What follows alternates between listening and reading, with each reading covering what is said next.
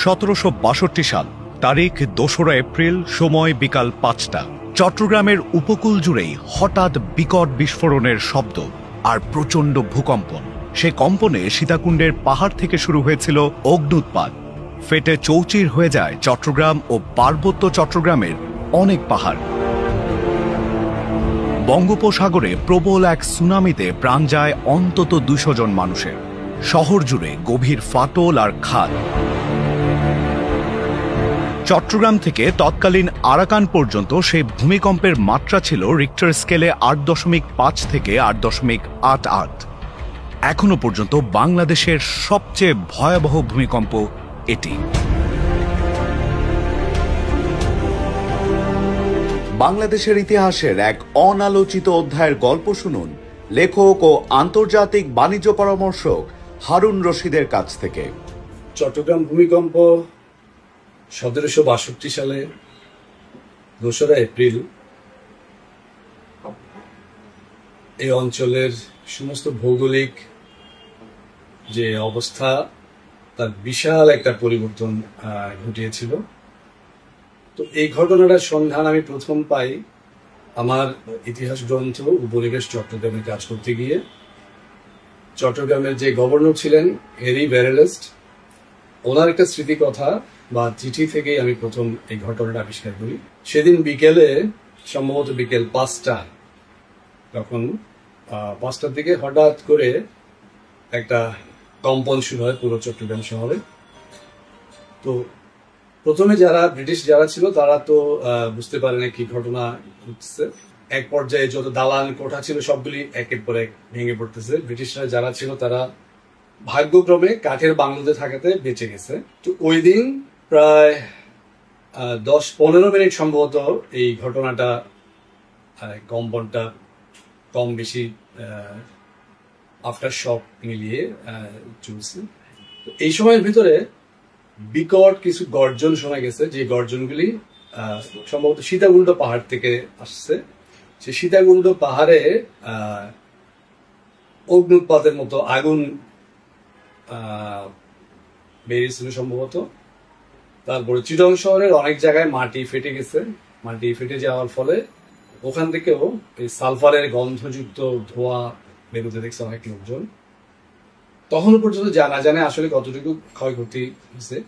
চিটং শহরে মোটামুটি যত পাকা বাড়ি ছিল প্রায় সবগুলি ধ্বংস হয়ে গেছে।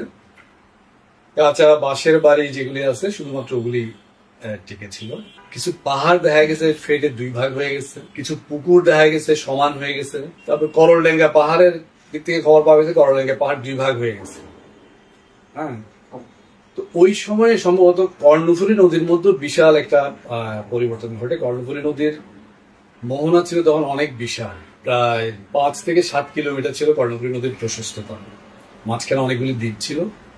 সেই দ্বীপ টিপ সবগুলি বোধহয় সম্ভবত কর্ণফুলী নদীর তলদেশ থেকে উপরে উঠে। এটা আগ্রাবাদ, হালি শহর, পতেঙ্গা যে অঞ্চলটা আছে পুরো এলাকাটা তখন ইয়ে হয়ে গেছিল।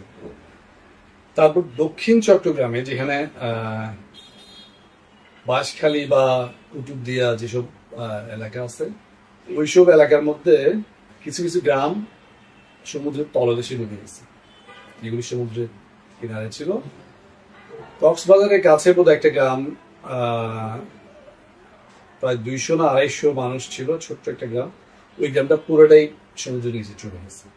এই ভূমিকম্পের মাত্রা ছিল 8.8, যেটা মানে এই অঞ্চলে এই যাবৎকালে যত ভূমিকম্প হয়েছে তার মধ্যে সবচেয়ে বড়, সম্ভবত সবচেয়ে শক্তিশালী ভূমিকম্প বলে ধরা হয়। কারণ এই ভূমিকম্পের ধাক্কা শুধু চিটং না, এটা ক্যালকাটা পর্যন্ত পৌঁছেছিল। এমনকি ব্রহ্মপুত্র নদের যে গতিপথ আগে যেটা ছিল সেই গতিপথ চেঞ্জ হয়ে গেছিল এই ভূমিকম্পের প্রভাবে।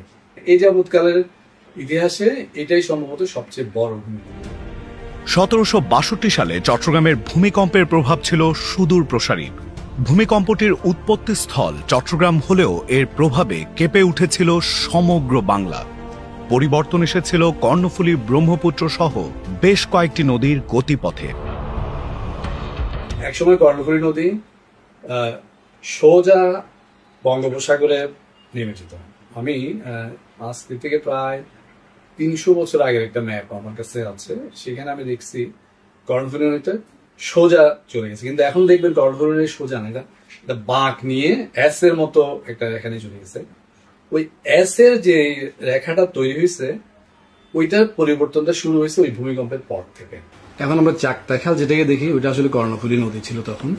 তো এই অংশটা পুরোটা ভরাট হতে হতে এই অংশটা পটিয়া হয়ে গেছে, এটা পুরোটাই পটিয়ার অংশ। এখন এই অংশটা হয়ে এদিকে আনোয়ারা, এই পাশে ছিল দেয়াং পাহাড়। এই দেয়াং পাহাড় থেকে চিরং শহর তখন সরাসরি আসা যাওয়া করা যেত, কিন্তু এখন মাঝখানে প্রায় 10 কিলোমিটার ভরাট হয়ে গেছে। অর্থাৎ ভূমিকম্পের আগ পর্যন্ত এই অঞ্চলটা ছিল মোহনা, বঙ্গোপসাগরের মোহনাটা এত গভীরে ছিল তখন। পরিবেশ গবেষকরা বা ইয়েরা আর্কিওলজিস্টরা মনে করেন যে ওই ভূমিকম্পের একটা ইম্প্যাক্ট হচ্ছে কর্ণফুলী নদীর এই পরিবর্তনটা, যেটা দীর্ঘমেয়াদে চট্টগ্রাম শহরের জলাবদ্ধতার জন্য দায়ী বলে আমি মনে করি আর কি ব্যক্তিগতভাবে। কারণ একটা নদী আদিকাল থেকে যে পথ দিয়ে আসছে সেই নদীর গতিপথটা কিন্তু ঠিক একই পরিমাণ পানি আনতেছে। মানে লুসাই পাহাড় থেকে যে পরিমাণ পানি আসে সবগুলির পথ কিন্তু একটাই, এই কর্ণফুলী নদী। তো যেহেতু কর্ণফুলী নদীটা আগের তুলনায় অনেক ছোট হয়ে গেছে, হ্যাঁ, সেই ছোট হওয়ার কারণে পানিগুলির উচ্চতা অনেক বেড়ে গেছে। মানে নদীর উচ্চতা আপনি দেখবেন এখন জোয়ার হলে কিন্তু কর্ণফুলী নদীর জোয়ার এবং ভাটার পার্থক্য প্রায় 10 ফিট, যেটা অন্য অন্য জায়গায় কিন্তু এত বেশি দেখা যায় না। এখানে 10 থেকে 15 ফিট দেখা যায় মহেশখাল এলাকায় গেলে।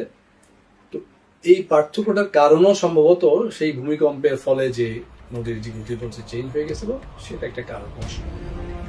বিগত 100 বছরের ইতিহাসে বাংলাদেশের 7 মাত্রার কোনো ভূমিকম্প দেখা যায়নি। 6 মাত্রার কোনো ভূমিকম্প হলে ঢাকা চট্টগ্রামের মতো শহরগুলো অর্ধেক ধসে পড়ার আশঙ্কা আছে।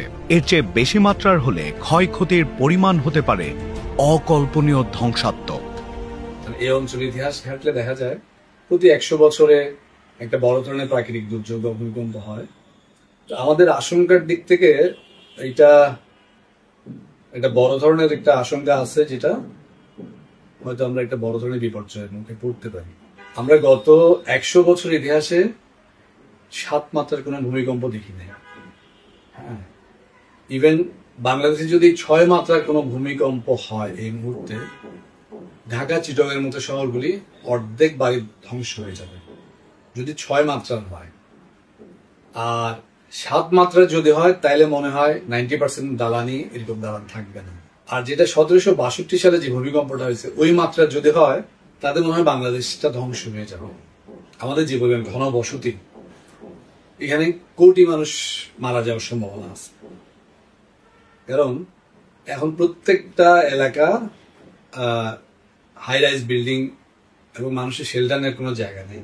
ইভেন উদ্ধার করার মতো পরিস্থিতি হতে থাকবে না।